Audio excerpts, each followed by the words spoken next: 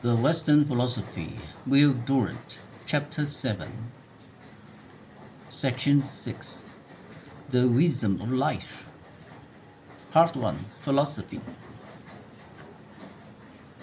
Consider first the absurdity of the desire for material goods. Fools believe that if they can only achieve wealth, their wills can be completely gratified. A man of means is supposed to be a man with means for the fulfillment of every desire. People are often reproached for wishing for money above all things, and for loving it more than anything else.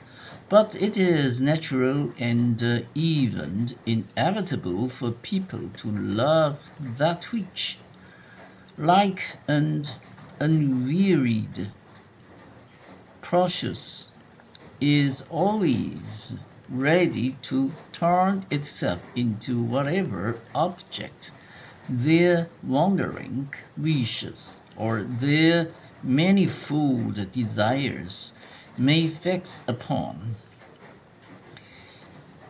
Everything else can satisfy only one wish. Money alone is absolutely good because it is the abstract satisfaction of every wish. Nevertheless, a life devoted to the acquisition of wealth is useless unless we know how to turn it into joy, and this is an art that requires culture and wisdom. A succession of sensual pursuits never satisfies for long. One must understand the ends of life as well as the art of acquiring means. Men are 1,000 times more intent on becoming rich than on acquiring culture, though it is quite certain that what a man is contributes more to his happiness than what he has. A man who has no mental means is called a Philistine. He does not know what to do with his leisure. Diffidulous in auto quiz. He searches greedily from place to place for new sensations, and at last he is conquered by that nemesis of the idle rich, or the reckless voluptuary ennui.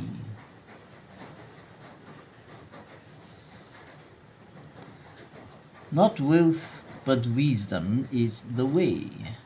Man is at once impetuous driving of will, whose focus lies in the reproductive system, and eternal, free, serene subject of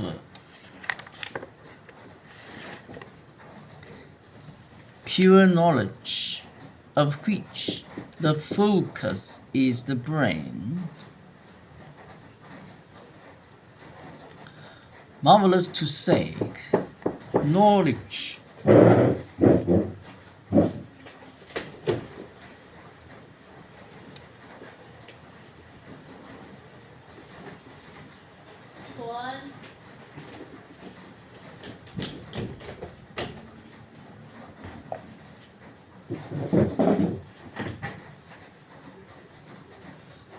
though born of the will, may yet master the will.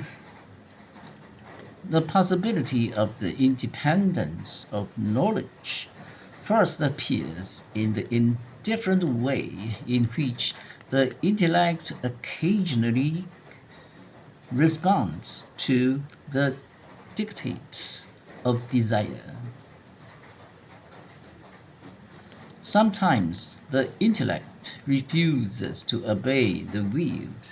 Example, when we try in vain to fix our minds upon something, or when we call in vain upon the memory for something that was entrusted to it.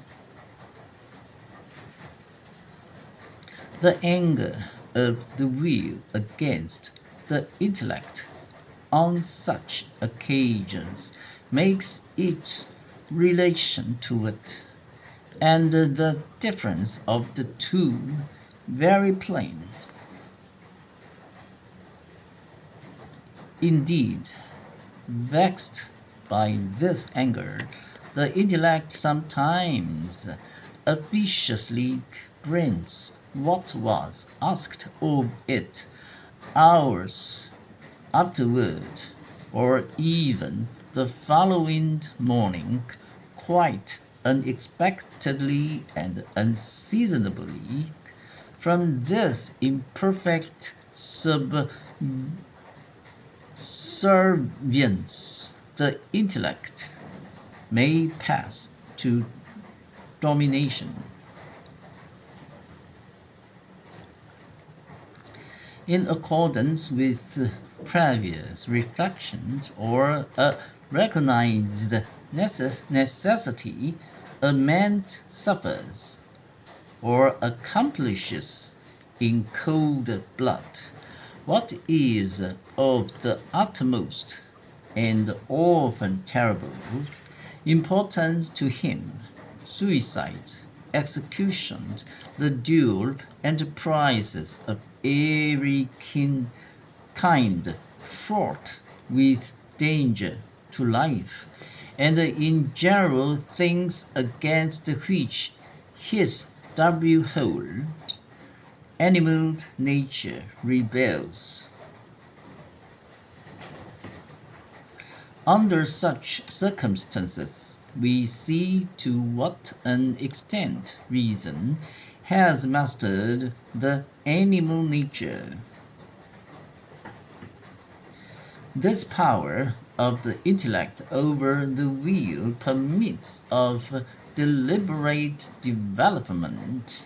Desire can be moderated or quieted by knowledge, and above all by a determinist philosophy which recognizes everything as the inevitable result of its antecedents.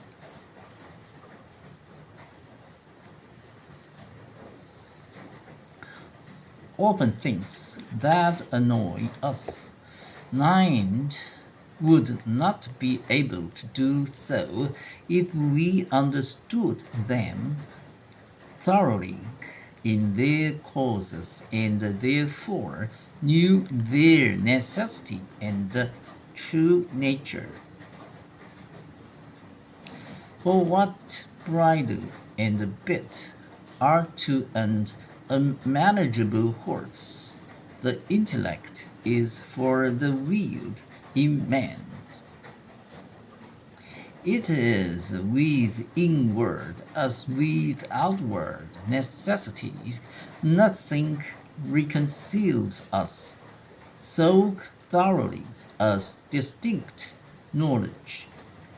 The more we know of our passions, the less they control us, and nothing will protect us from external compulsions so much as the control of ourselves. Civis typic omnia sibigesser, sub gis to rationi. The greatest of all wonders is not the conqueror of the world, but the subduer of himself.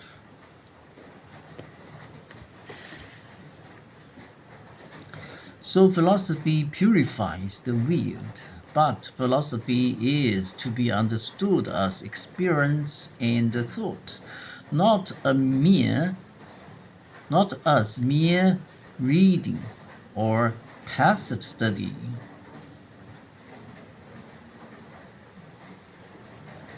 The constant streaming in of the thoughts of others must confine and suppress our own, and indeed, in the long run, paralyze the power of the thought.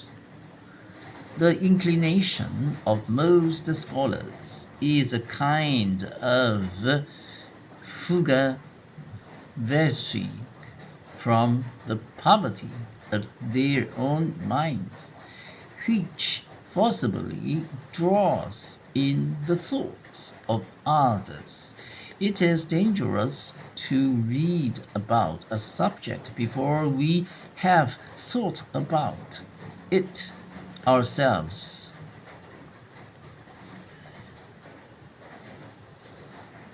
When we read, another person thinks for us.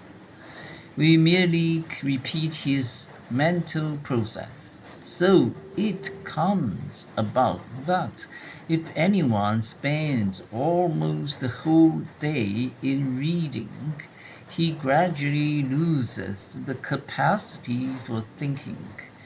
Experience of the world may be looked upon as a kind of text to which reflection and knowledge form the commentary.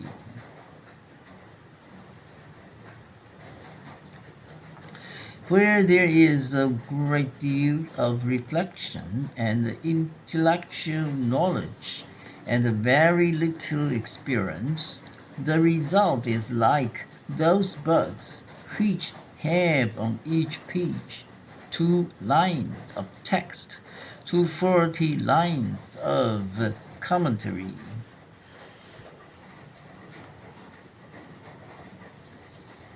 The first concept, then, is life before books, and the second is text before commentary.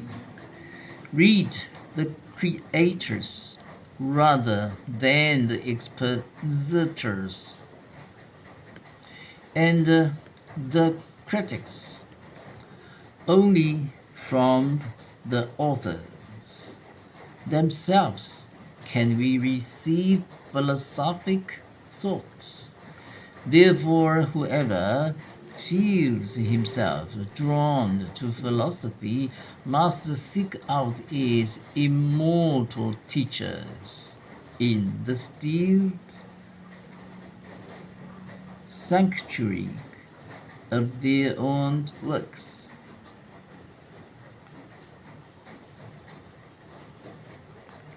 One work of genius is worth 1,000 commentaries. Within these limitations, the pursuit of culture, even through books, is valuable because our happiness depends on what we have in our heads rather than on what we have in our pockets.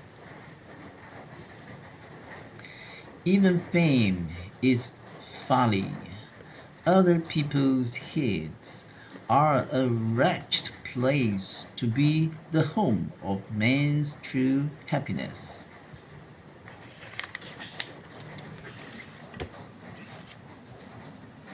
What one human being can be to another is not a very great deal. In the end, everyone stands alone, and the important thing is who it is that stands alone.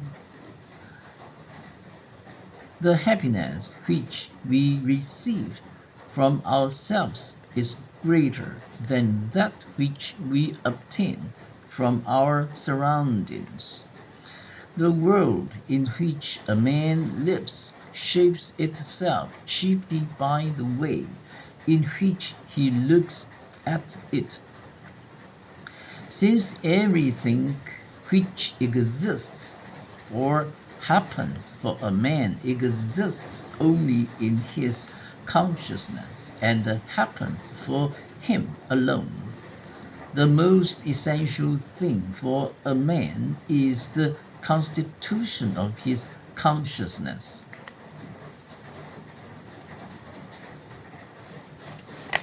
Therefore, it is with great truth that Aristotle says, to be happy means to be self-sufficient.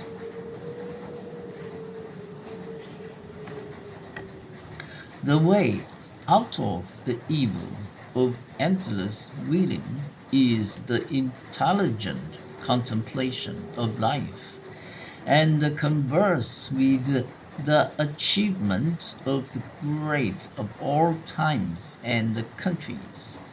It is only for such loving minds that these great ones have lived. Unselfish intellect rises like a perfume above the faults and the follies of the world of will. Most men never rise above viewing things as objects of desire, hence their misery. But to see things purely as objects of understanding is to rise to freedom. When some external cause or inward disposition lifts us suddenly out of the endless stream of willing and delivers knowledge out of the slavery of the will, the attention is no longer directed to the motives of willing, but comprehends things free from their relation to the will, and thus observes them without personal interest, without subjectivity, purely objectively, gives itself entirely up to them so far as they are ideas, but not in so far as they are motives. Then all at once the peace which we were always seeking, but which always fled from us on the former path of the desires, comes to us of its own accord, and it is well with us.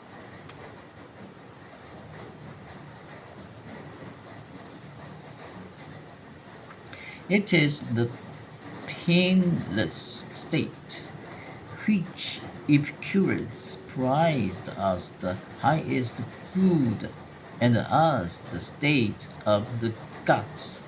For we are for the moment set free from the miserable striving of the will. We keep the Sabbath of the penal servitude of willing, the field of action stands still.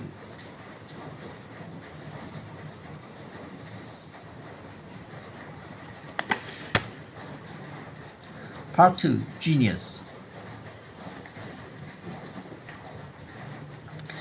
Genius is the highest form of this weird, less knowledge. The lowest forms of life are entirely made up of weird, without knowledge. Man in general is mostly weird and little knowledge. Genius is mostly knowledge and little weird. Genius consists in this, that the knowing faculty has received a considerably greater development than the service of the will demands. This involves some passage of force out of reproductive into intellectual activity. The fundamental condition of genius is an abnormal predominance of sensibility and irritability over reproductive power. Hence, the amity between genius and the woman, who represents reproduction and the subjugation of the intellect to the will to live and make live. Women may have great talent but no genius, but they always remained subjective. With them, everything is personal and is viewed as a means to personal ends. On the other hand, genius is simply the completest objectivity. Example, the objective tendency of the mind.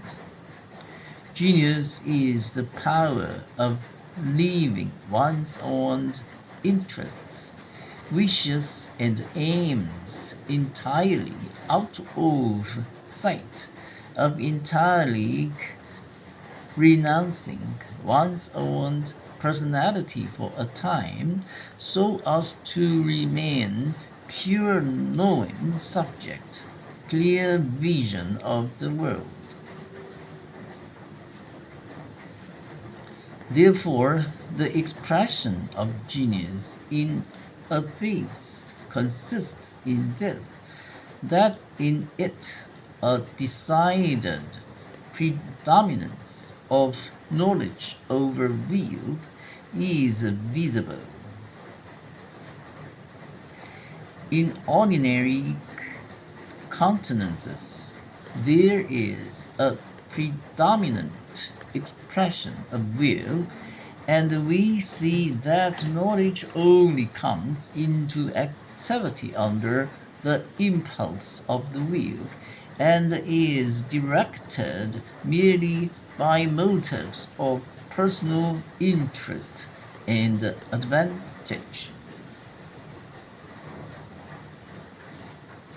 Freed from will, the intellect can see the object as it is.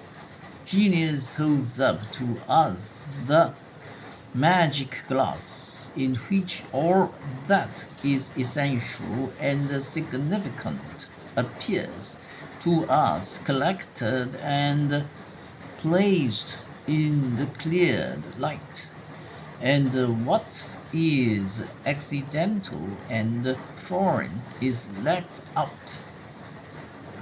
Thought pierces through passion as sunlight pours through a cloud, and reveals the heart of things.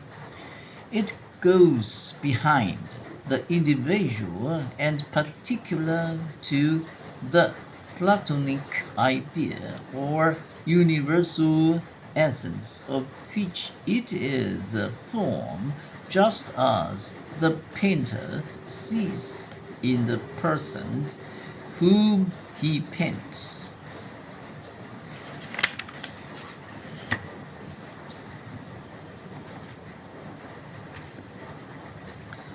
Not merely the individual character and feature, but some universal quality and permanent reality for whose unveiling the individual is only a symbol and a means.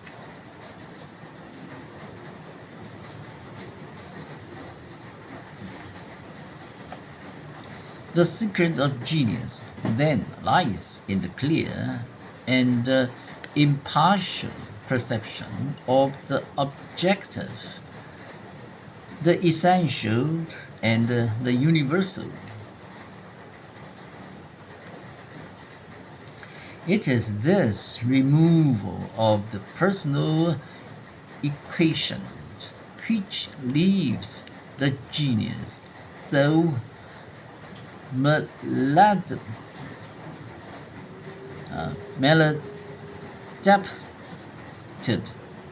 in the world of willful, practical, personal activity. By seeing so far, he does not see what is near. He is imprudent and queer, and while his vision is hitched to a star, he falls into a well. Hence, partly the unsociability of the genius. He is thinking of the fundamental, the universal, the eternal. Others are thinking of temporary, the specific, the immediate. His mind and theirs have no common ground and never meet. As a rule, a man is sociable just in the degree in which he is intellectually poor and generally vulgar. The man of genius has his compensations and does not need company so much as people who live in perpetual dependence on what is outside them. The pleasure which he receives from all beauty, the consolation which art affords, the enthusiasm of the artist enable him to forget the cares of life and repay him for the suffering that increases in proportion to the clearness of consciousness and for his desert loneliness among a different race of men. The result, however, is that the genius is forced into isolation and sometimes into madness. This extreme sensitiveness which brings him pinned alone with imagination and intuition combines with solitude and maladaptation to break the bonds that hold the mind to reality. Aristotle was right again. Men distinguished in philosophy, politics, poetry, or art appear to be all of a melancholic temperament.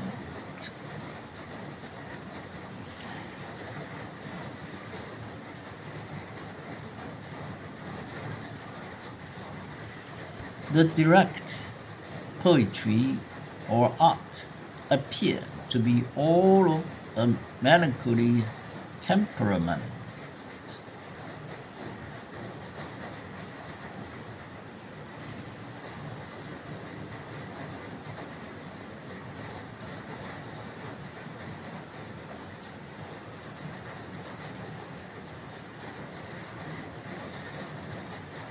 The direct connection of madness and genius is established by the biographies of great men such as Rousseau, Byron, Alfieri, etc. By a diligent search in lunatic asylum, I have found individual cases of patients who were unquestionably endowed with great talents and whose genius distinctly appeared through their madness. Yet, in this same madman, these geniuses lies the true aristocracy of mankind. With regard to the intellect, nature is highly aristocratic. The distinctions which it has established are greater than those which are made in any country by birth, rank, wealth, or caste. Nature gives genius only to few because such a temperament would be a hindrance in the normal pursuits of life, which require concentration on the specific and immediate. Nature really intended even learned men to be tillers of the soil. Indeed, professors of philosophy should be estimated according to their standard, and then their achievements will be found to come up to all fair expectations. Part 3. Art. Thus deliverance of knowledge from servitude to the will, this forgetting of the individual self and its material interest, this elevation of the mind to the will, less contemplation of truth, is the function of art.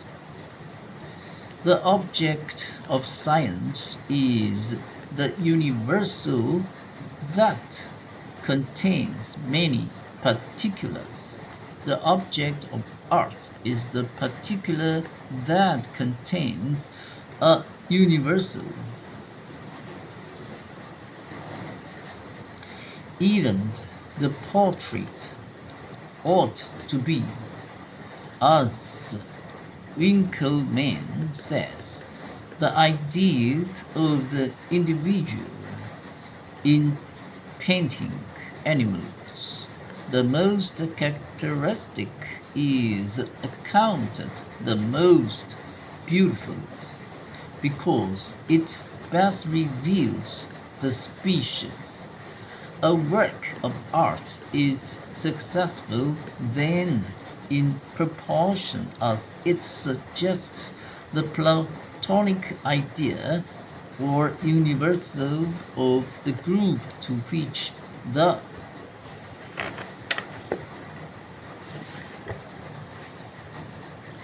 represented object belongs.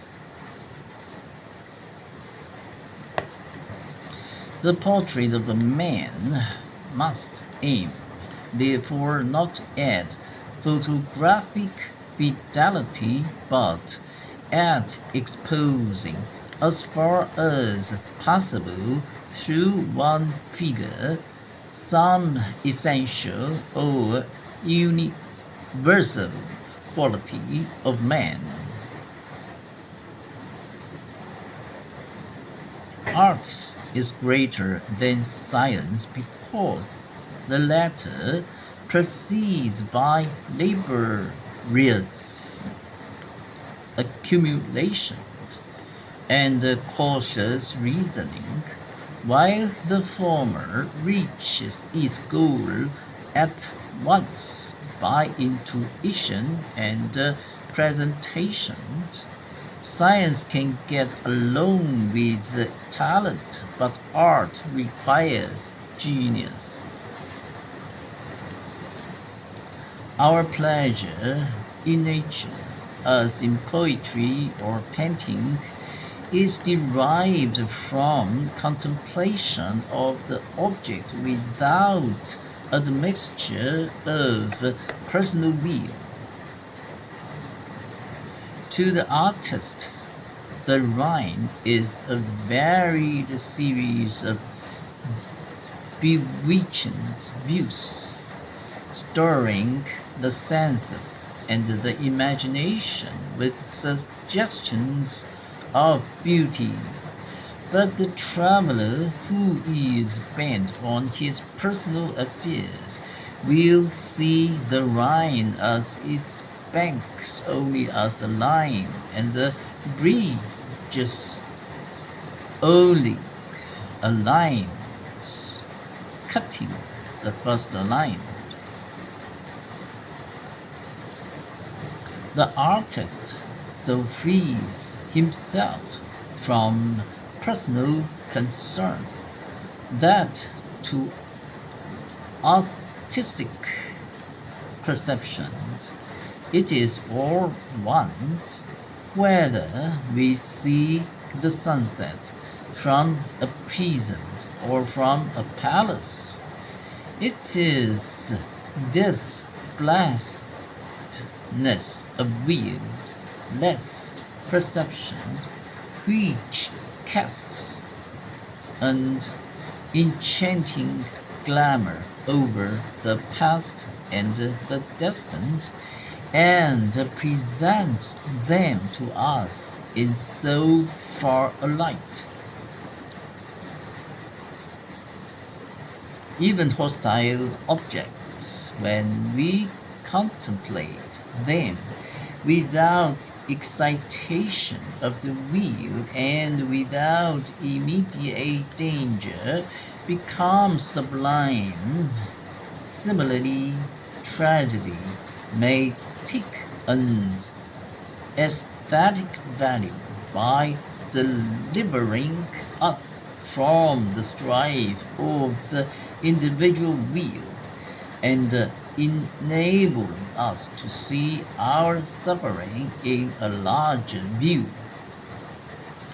Art alienates the use of life by showing us the eternal and universal behind the transitory and the individual.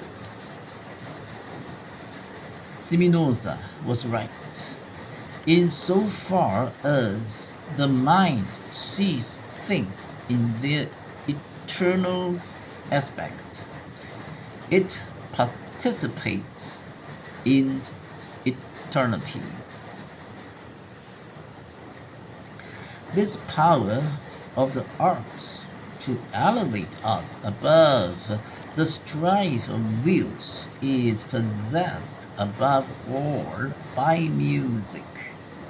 Music is by no means like the other arts, the copy of the ideas or essence of things, but it is the copy of the will itself. It shows us the eternally moving, striving, wandering will, always at last returning to itself to begin its striving anew.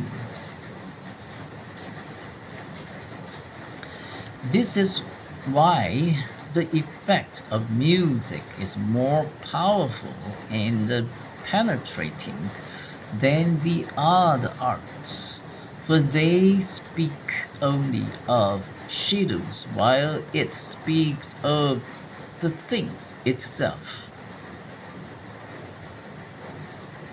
It differs, too, from the other arts because it affects our feelings directly and not through the medium of ideas. It speaks to something subtler than the intellect. What symmetry is to the plastic arts, rhythm is to music, hence music and architecture are antipodes. Architecture, as God said, is frozen music, and the symmetry is rhythm standing still. Today is over.